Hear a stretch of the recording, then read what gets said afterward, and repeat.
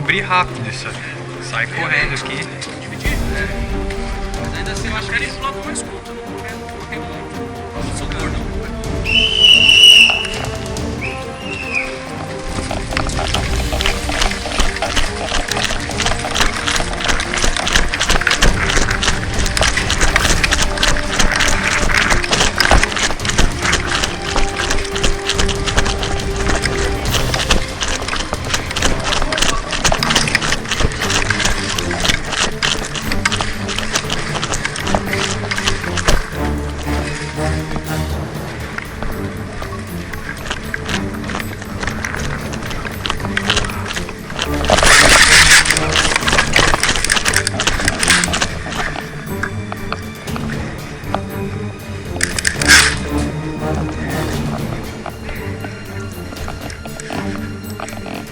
Tô com um aqui.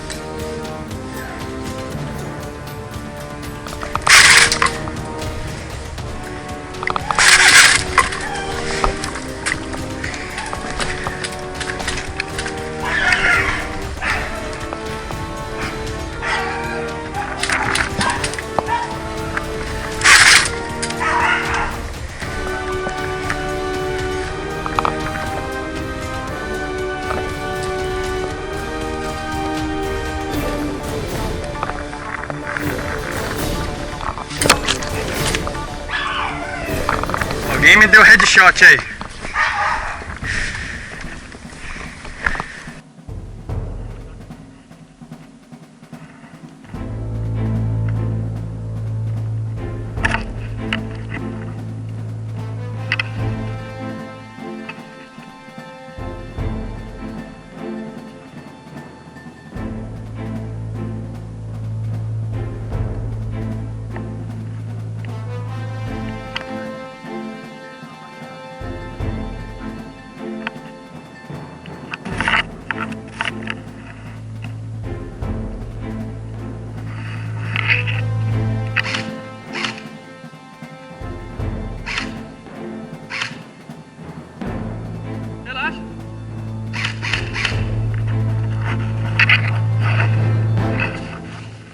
Relaxa que é lá atrás.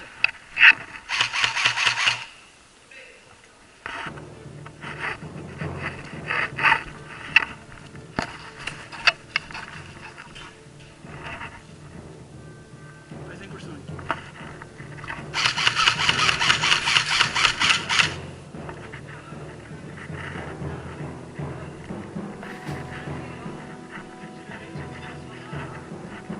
Tem certeza? Falta o grandão, o André ainda. Ele saiu ou não?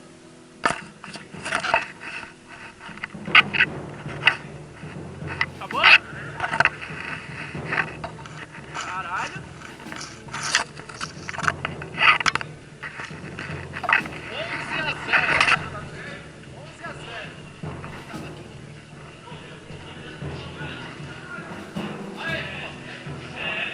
Ó, dá um pause aí.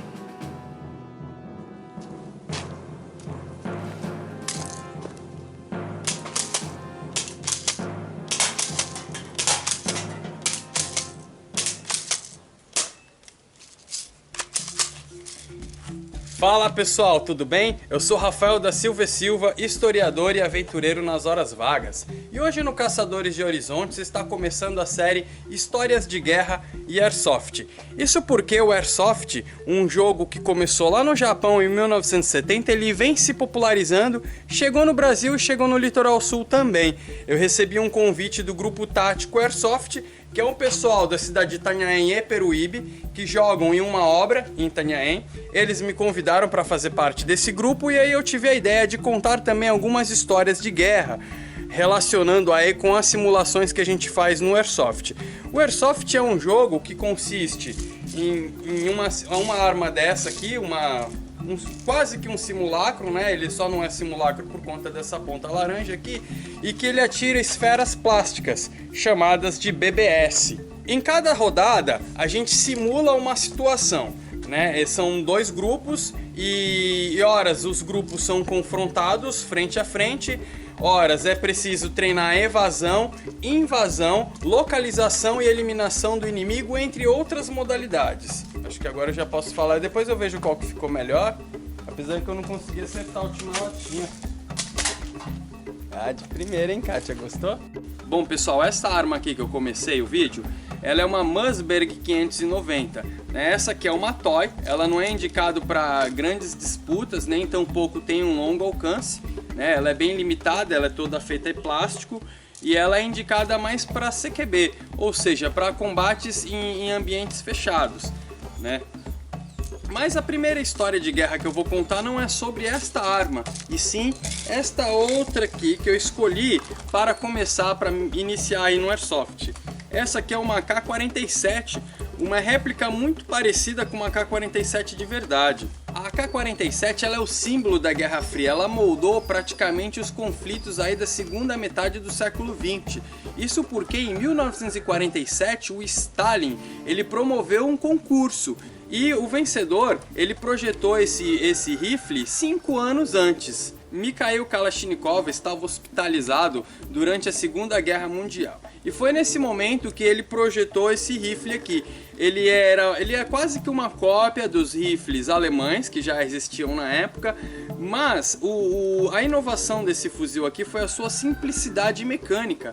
A forma como Mikhail Kalashnikov projetou esse fuzil aqui possibilitou a fabricação em larga escala de uma arma muito resistente, muito fácil de montar e desmontar e de promover a manutenção, e muito eficiente. Atira com lama, com terra, e diz a lenda que ele é quase indestrutível. Para vocês entenderem como esse fuzil ele foi decisivo nos combates, a gente tem que entender o contexto da Guerra Fria. Estados Unidos e União Soviética eles mantinham uma política imperialista no mundo todo. Tá? Eles não entraram em conflito direto, pelo contrário, a estratégia desses países foi terceirizar combates, né? Por isso chamado Terceiro Mundo, e nesses locais sim, a disputa armamentista tanto dos Estados Unidos quanto da União Soviética. Peguemos por exemplo a Guerra do Vietnã. A Guerra do Vietnã, o fuzil AK-47 ele fez toda a diferença, porque ele continuava em funcionamento mesmo sujo de lama, mesmo num clima tropical, coisa que não aconteceu com o armamento norte-americano, que constantemente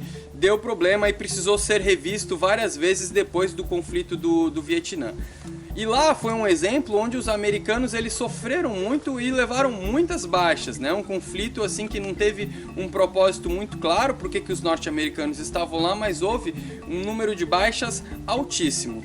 O problema é que o AK-47 ele foi fabricado em uma escala absurda ali para a região do leste europeu, né? E aquela zona toda que a União Soviética controlava, a chamada Cortina de Ferro.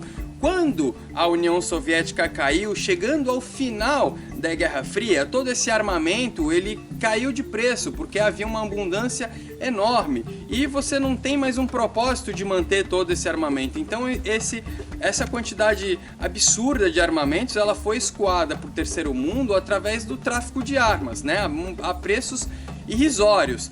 Tanto é que os combates na África, por exemplo, todo mundo, inclusive crianças e adolescentes, possui um desse. É quase que uma questão de sobrevivência. E chegou até no Brasil, nas guerrilhas urbanas aí do Brasil, por exemplo, na questão do narcotráfico, mas esse é um assunto que a gente vai abordar em outros episódios da série, ok, pessoal? Mas o fato é que, retratado no filme O Senhor das Armas, que esses fuzis aqui, com o final da Guerra Fria, eles acabaram se espalhando para o mundo inteiro. Bom, pessoal, então o AK-47 ele é o símbolo da Guerra Fria justamente porque ele esteve presente em quase sua totalidade nos conflitos que se seguiram na segunda metade do século XX.